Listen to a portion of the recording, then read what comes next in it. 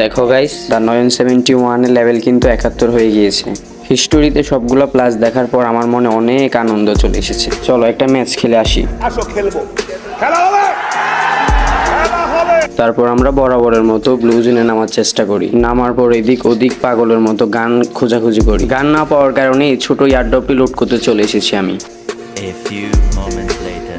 যখন মোটামুটি লুট শেষ হয় আমার, তখন একটা এনিমির পায়ের আওয়াজ শুনি আমি। বন্ধুদেরকে জিজ্ঞেস করার পর বন্ধুরা বলতেছে কই না তো, এখানে তো কোনো এনিমি নেই। কিন্তু আমি তাদের কথা না শুনে তাও এনিমিটাকে অনেক খোঁজাখুঁজি করার চেষ্টা করি। কিছুক্ষণ পরে দেখি ওই এনিমিটাকে আমার বন্ধুরা ড্যামেজ দিতেছে। সরি ভাই, তোমরা হয়তো ভাববা আমি কিলচোর, আসলে আমি কিলচোর না, মাঝে মধ্যে দুই একটা চুরি করি, তাও কিলচোর ধরা যাবে না আমাকে। তারপর আমরা এনিমি খুঁজতে চলে আসি ব্লু জোনের পাশের এরিয়াতে। এসে আমি একটা এনিমিকে প্রচুর ড্যামেজ দিই। তারপর ওই এনিমিটা নক হয়ে যায়। তারপর আমি তাড়াহুড়ো করে আমার কিলটা কনফার্ম করতে চলে যাই। গিয়ে দেখি ও মা, এনিমিটা দাঁড় হয়ে আছে। তারপর আমি এনিমিটাকে আবার নক করি এবং আবার কনফার্ম করি। কনফার্ম করার পর দেখতেছি সামনে আরো একটা এনিমি, তাকেও আমি হেড লাগাই দিই এবং সাথে সাথে ওকেও কনফার্ম করে দেওয়ার চেষ্টা করি। তারপর এখান থেকে আমি এবং আমার বন্ধুরা সবাই মিলে কিছু হালকা পাতলা লুট করার চেষ্টা করিনি। কিন্তু পাশের এরিয়াতে যখনই যাব তখন দেখো গাইস,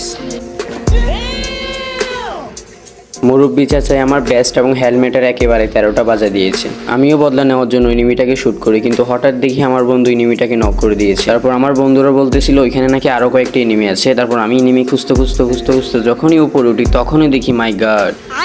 তারপর আমিও আমার শটগান দিয়ে এনিমিটাকে অনেক যাতায়াতে শুরু করে দিলাম, কিন্তু এনিমিটাও আমাকে ড্যামেজ দেওয়া শুরু করে। যখন এনিমিটাকে কনফার্ম করে দেখি আরেকটা এনিমি ওর টিমমেট, হয়তো সেও আমাকে রাজ দিয়ে দেয়। এখন দেখবা তোমাদের নয়ন ভাই কি করে, এই যে দেখো দেখো দেখো, দেখছো কিভাবে কনফার্ম করে দিলাম।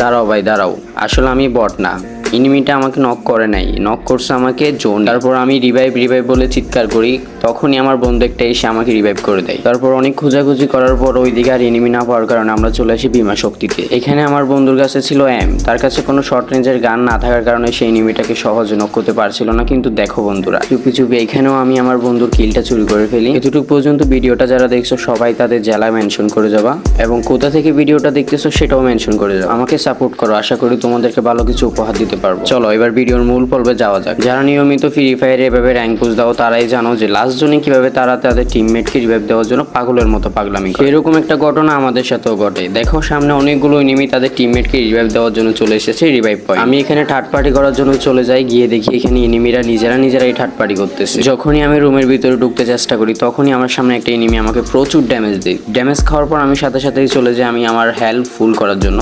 পিছনে অনেকগুলো গ্রোয়ারও ইউজ করি। তারপর আমি সামনে রুমটাতে কিছুক্ষণ বসে আমার হেলথ ফুল করে নিয়ে এবং আমি দেখি আমার আশেপাশে কয়টা এনিমি আছে। অনেক এনিমির গোলাগুলির আওয়াজ শুনে আমি কিছুটা ভয় পেয়ে যাই। ভয় পাইলে চলবে না, আমরা এখন চলে যাবো আমাদের টিমমেটদেরকে হেল্প করার জন্য। আমি যখন রুমের ভিতরে ফায়ারিং শুরু করে দিই তখনই পাশ থেকে আরেকটা মুরব্বী আমাকেও ফুল ড্যামেজ দিয়ে দেয়। এখানে চারপাশে এনিমি, কোনটা রেখে কোনটাকে মারবো। এখানে আমাকেও অনেকগুলো এনিমি একই সাথে বেড়াই ধরে। আমি তাড়াতাড়ি করে গাড়ি নেওয়ার ট্রাই করি, কিন্তু গাড়ি না নিতে পেরে আমি আবার রুমে ঢুকি এবং একটা এনিমিকে ফুল ড্যামেজ দিয়ে দিই, কিন্তু এনিমিটা নক না হয়ে আমাকেই নক করে দেয়।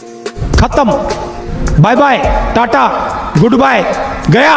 তারপর এনিমিরাই আমাকে আকাশে পাঠিয়ে দেয়।